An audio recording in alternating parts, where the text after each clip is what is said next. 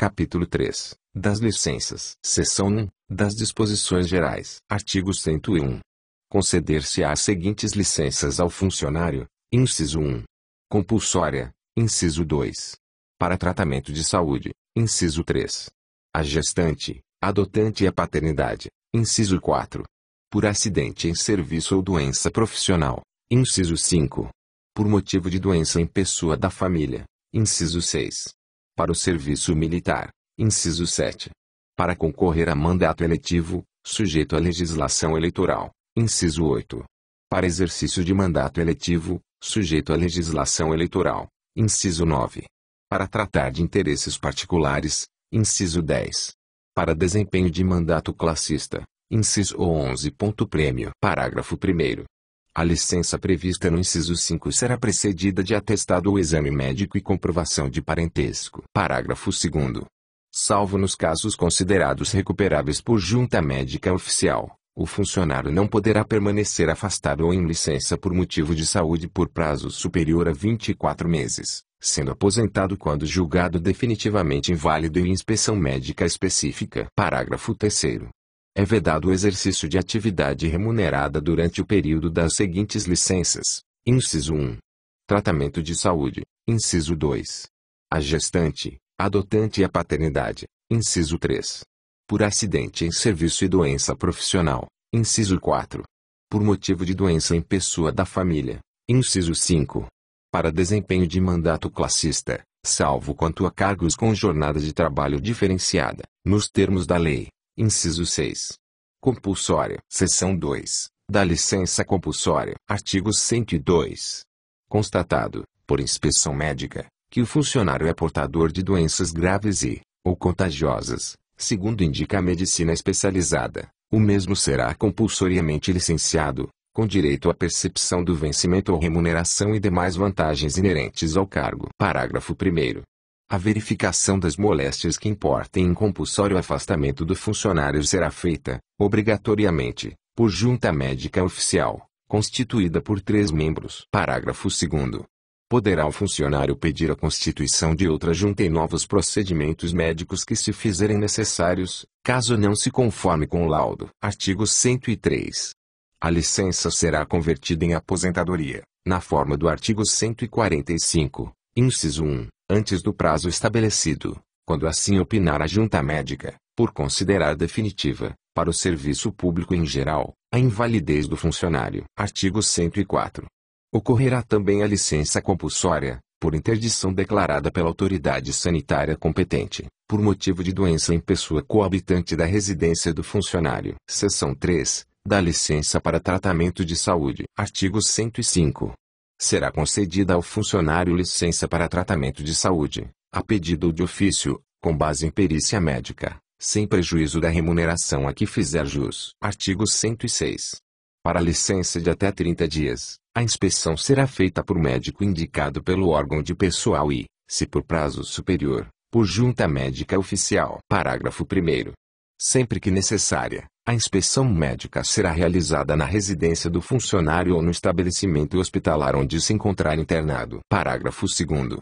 Inexistindo médico do órgão ou entidade no local onde se encontra o funcionário, será aceito atestado passado por médico particular, que deverá ser homologado por médico do município, em laudo devidamente fundamentado. Parágrafo 3º. No caso do parágrafo anterior, o atestado só produzirá efeito depois de homologado pelo setor médico indicado pelo órgão de pessoal. Parágrafo 4º. Quando não for homologado o laudo, o funcionário será obrigado a reassumir o exercício do cargo, sendo considerados como faltas ao trabalho, nos termos do inciso 1 do artigo 62, os dias em que deixar de comparecer ao serviço por haver alegado doença. Parágrafo 5º. O funcionário que, durante o mesmo exercício, atingir o limite de 30 dias de licença para tratamento de saúde, consecutivos ou não, será submetido à inspeção por junta médica oficial, para a concessão de nova licença, independentemente do prazo de sua duração. Artigo 107. Fim do prazo da licença, o funcionário será submetido a nova inspeção médica, que concluirá pela volta ao serviço, pela prorrogação da licença ou pela aposentadoria, observado o disposto no parágrafo 2º do artigo 101. Artigo 108. O atestado e o laudo da junta médica não se referirão ao nome ou natureza da doença, salvo quando se tratar de lesões produzidas por acidente em serviço, doença profissional ou quaisquer das doenças especificadas no artigo 145, inciso 1. Artigo 109. O funcionário que apresente indícios de lesões orgânicas ou funcionais será submetido à inspeção médica. Artigo 110. Verificando-se, em qualquer tempo, ter sido gracioso o atestado médico ou o laudo da junta médica, a autoridade competente promoverá a punição dos responsáveis, incorrendo o funcionário a quem aproveitar a fraude na pena de suspensão e, na reincidência, na demissão, sem prejuízo da ação que couber. Seção 4. Da licença gestante, adotante e da licença paternidade. Artigo 111. Será concedida a licença funcionária gestante, por 180 dias consecutivos, sem prejuízo da remuneração. Parágrafo 1º. A licença poderá ter início no primeiro dia do 9º mês de gestação, salvo antecipação por prescrição médica. Parágrafo 2º. No caso de nascimento prematuro, a licença terá início a partir da data do parto. Parágrafo 3º. No caso de natimorto, decorridos 30 dias do evento, a funcionária será submetida a exame médico e, se julgada apta, reassumirá o exercício. Parágrafo 4º. No caso de aborto, atestado por médico oficial, a funcionária terá direito a 30 dias de repouso remunerado. Parágrafo 5º. A servidora em gozo do benefício, no momento da edição desta lei, poderá solicitar sua prorrogação, mediante apresentação de requerimento próprio junto ao setor competente. Artigo 112. Pelo nascimento de filho, o funcionário terá direito à licença paternidade de 5 dias consecutivos, contados da data do nascimento. Artigo 114. A licença será garantida também à servidora que adotar ou obtiver a guarda judicial de criança, para ajustamento do adotado ao novo lar, na seguinte proporção: inciso 1. 180 dias, no caso de criança com até 1 ano de idade. Inciso 2. 120 dias, no caso de criança entre 1 ano completo e 12 anos de idade incompletos. Parágrafo 1º. A servidora que usufruir do benefício previsto no caput deste artigo não poderá exercer outra atividade profissional remunerada, sob pena de perda do benefício. Parágrafo 2º. A criança adotada ou sob guarda judicial não poderá ser mantida em centro de educação infantil ou instituição similar, durante o período da licença, sob pena de perda do benefício previsto no caput. Seção 5. Da licença por acidente em serviço ou doença profissional. Artigo 115. Será licenciado, com remuneração integral, o funcionário acidentado em serviço ou acometido de doença profissional. Artigo 116.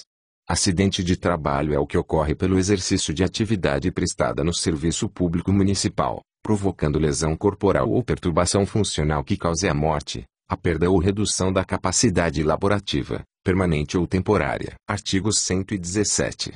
Considera-se acidente de trabalho, nos termos do artigo anterior, inciso 1.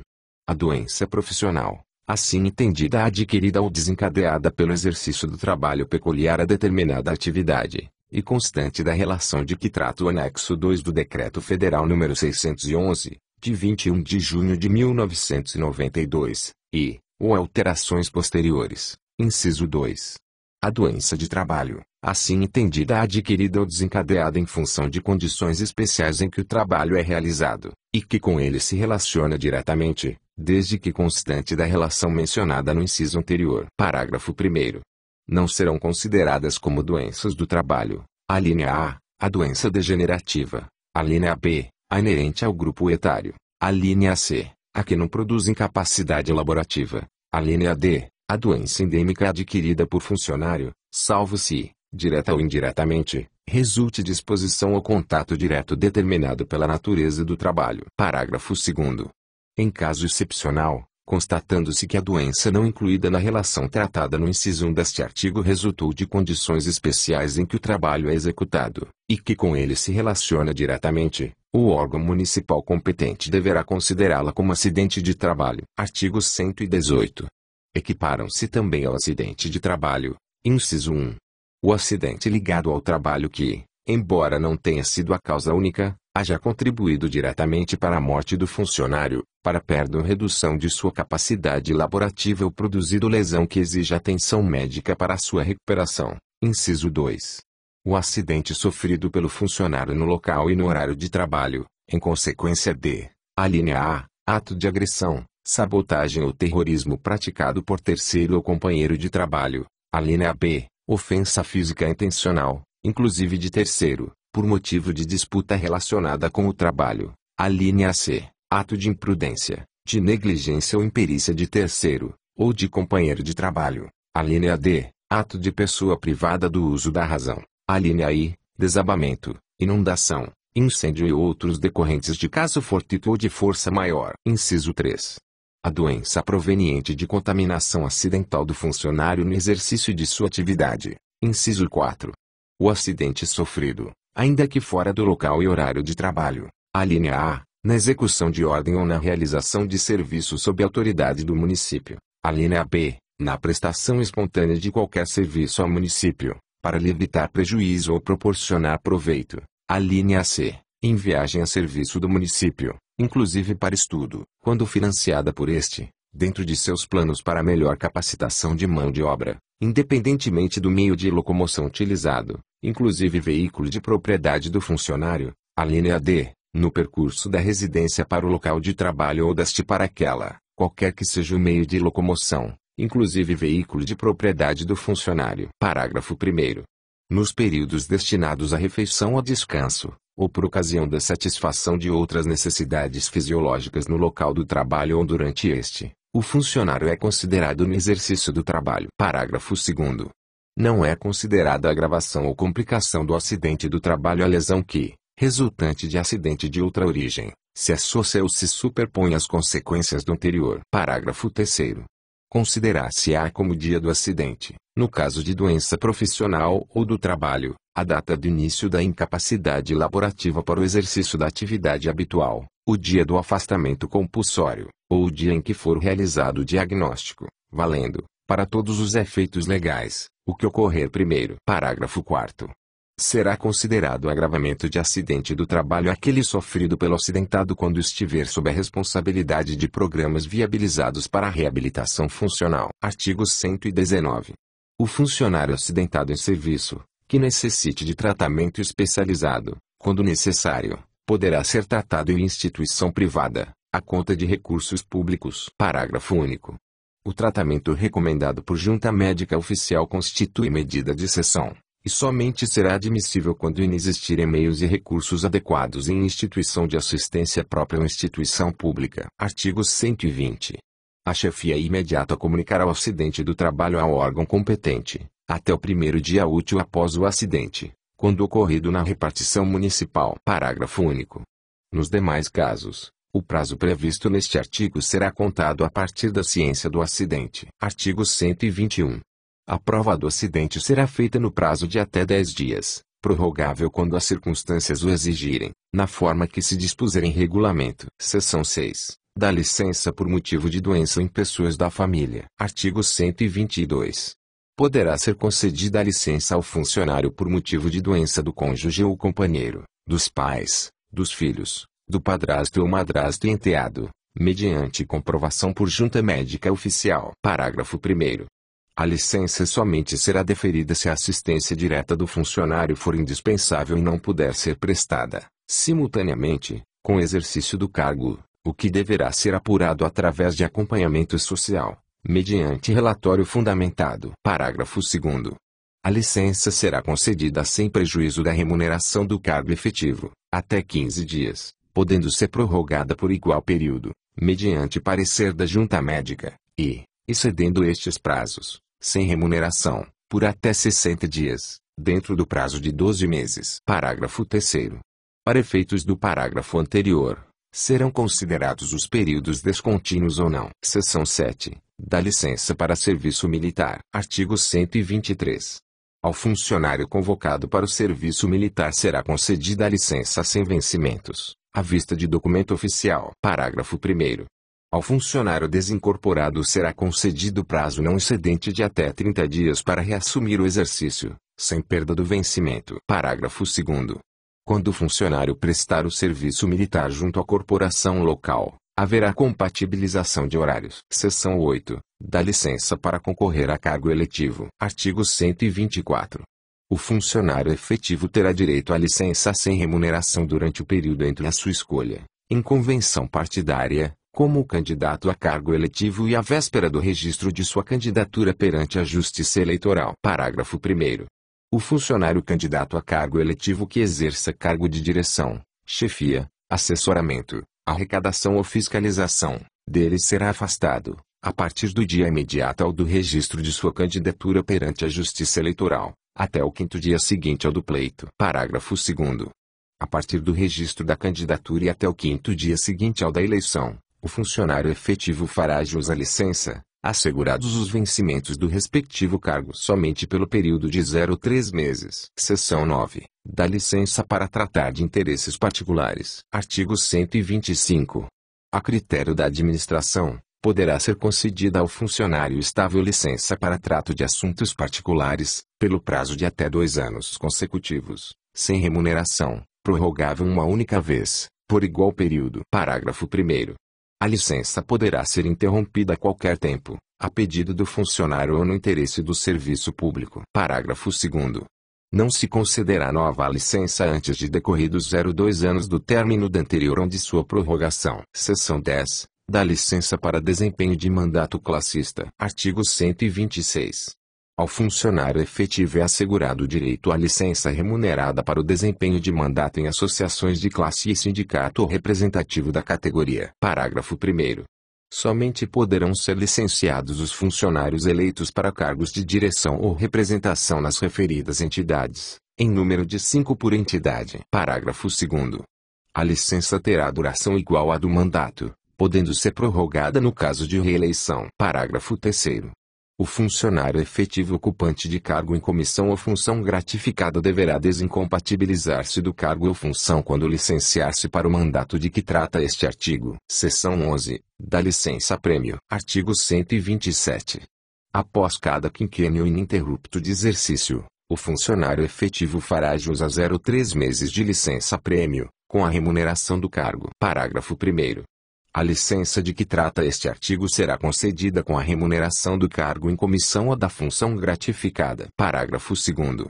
É facultado ao funcionário fracionar a licença de que trata este artigo, em até 0,3 parcelas, de igual período, respeitado o interesse do serviço público. Parágrafo 3º. A licença-prêmio poderá ser usufruída até a data de aposentadoria do funcionário. Artigo 128.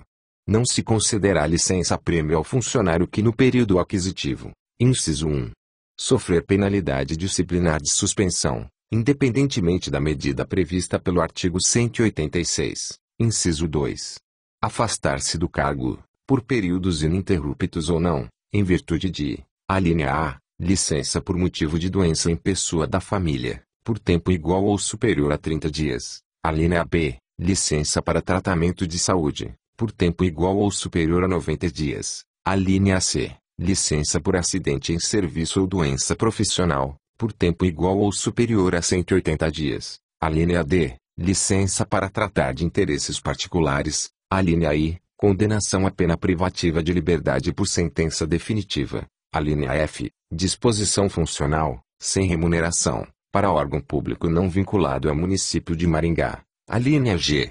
Licença para concorrer a cargo eletivo. Alínea H. Disponibilidade. Alínea I. Desempenho de mandato classista, salvo o disposto no artigo 130. Alínea J. Serviço militar. Alínea L. Licença compulsória, por período igual ou superior a 90 dias. Alínea M. Afastamento para desempenho de mandato eletivo, ressalvada a disposição constitucional pertinente. Alínea M. Faltas não justificadas superiores a 10 dias. No quinquênio. Artigo 129. O número de funcionários em gozo simultâneo de licença-prêmio não poderá ser superior a 1/3 da lotação da respectiva unidade administrativa do órgão ou entidade. Artigo 130. Requerimento do funcionário. A licença-prêmio poderá ser convertida em tempo de serviço, em dobro, para todos os efeitos legais,